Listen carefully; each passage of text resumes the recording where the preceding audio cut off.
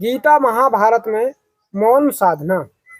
गीता में धर्म के उत्थान के लिए बार बार अवतार लेने का वचन भगवान ने दिया है। यदा यदा ही धर्मस्य ग्लानिर्भवति भारत अभ्युत्थानम धर्मस्य तदात्मानं सृजाम्यहम्।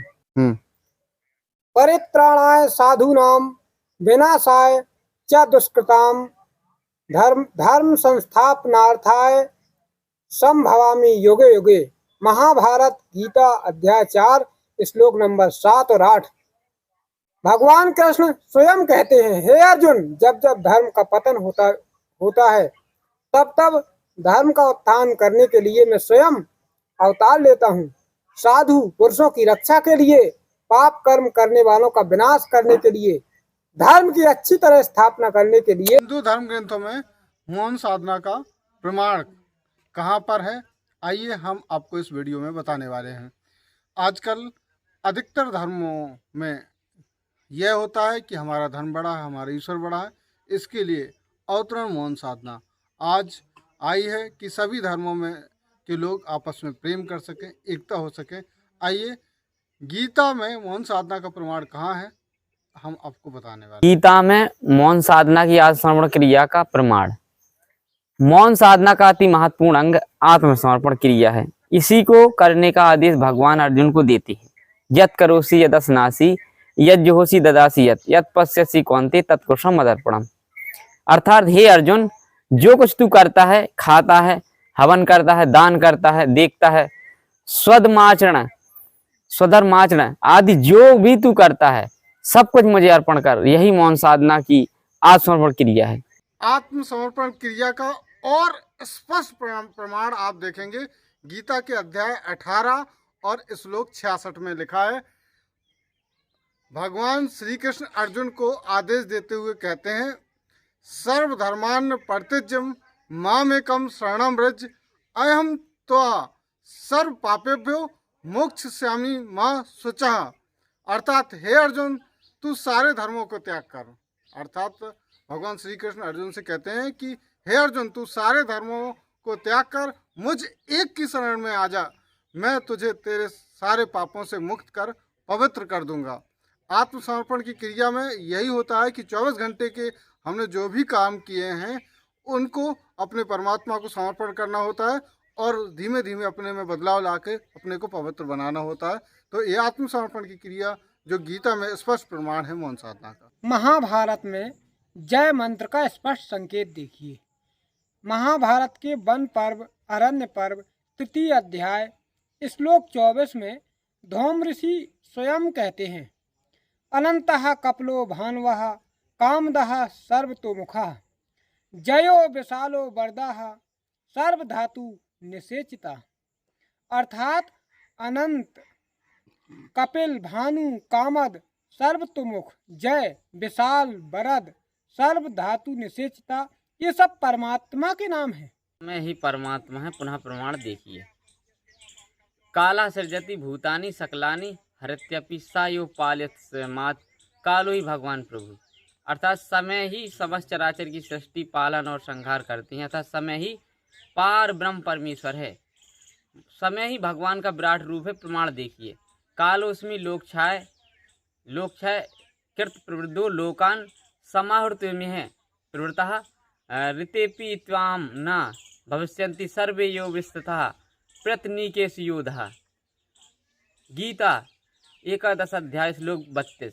भगवान कृष्ण अर्जुन को समझाते हैं, मैं लोकों का नाश करने वाला बढ़ा हुआ समय हूँ और इस समय इन लोगों का संहार करने में प्रवृत्त हूँ। पुनः देखिए, काला सृजति भूतानि काला संहरति प्रजा। अर्थात समय ही समस्त प्राणियों की सृष्टि करता है और समय ही समस्त प्रजा का संहार करता है। समय के विराट रूप का दर्शन कीजिए। महाभारत में सायंकालीन मौन साधना करने का आदेश अपराम संध्याम समुपासित वाग्यतः। अर्थात सायंकाल में मौन होकर साधना करना चाहिए। गीता में मौन साधना के लिए निश्चित समय बताया गया है और समय ही परमेश्वर है ये बताया गया है। तो वो निश्चित समय कौन सा है हम आपको बताने वाले हैं। अध्याय महाभारत में एक श्लोक 250 में लिखा है कि काला सप्तेषु जागृति कालो ही दुर्त्रिकम काला सर्वेषु भूतेषु चरत वृद्धि समः। मतलब कि जब हम सुषुप्त अवस्था में सब इंद्रियों और मनोवृत्तियों विश्राम अवस्था में लीन हो जाती हैं, तब भी समय जागता रहता है। समय की गति का कोई उल्लंघन नहीं कर सकता। वह संपूर्ण प्राणियों में समान रूप से बेरोक टोक अपनी क्रिया करता है। तो मतलब समय ही परमेश्वर है। और वो निश्चित समय कौन सा है जिसमें ईश्वर ने अवतरण लिया है? 6:50 से 7:05 तक प्रतिदिन। यदि दुनिया का प्रत्येक व्यक्ति इस ठीक निश्चित समय पर, समय का मूल आधार है, समय का केंद्र है, इस ठीक निश्चित समय पर खड़े होकर, जैसे कि अभी आत्मसमर्पण की क्रिया आपको बताई गई थी, यदनासी यज्जोसी ददासियत यत पंसे कौनते तत्कोशम मदर्पणम, जो भी करते हैं आप अपने परमात्मा को समर्पण करते जाएं, ऐसा गीता में लिखा हुआ है। और वो निश्चित समय के इस कार्यक्रम में करना होता है। ये 7 मिनट का आत्मसमर्पण का क्रिया होता है और 8 मिनट का ध्यान होता है। तो ये 15 मिनट की मौन साधना जो रोज शाम को 6:50 से 7:05 तक करते हैं, समय का आदेश है, परमेश्वर का आदेश है, गीता में साफ स्पष्ट प्रमाण है। आत्मा ही भगवान का रूप है।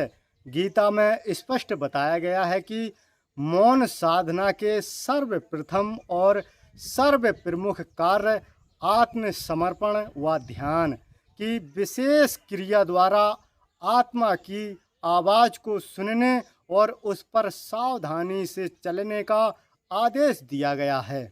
आपने अभी स्पष्ट प्रमाण देखे, समय ही परमेश्वर है।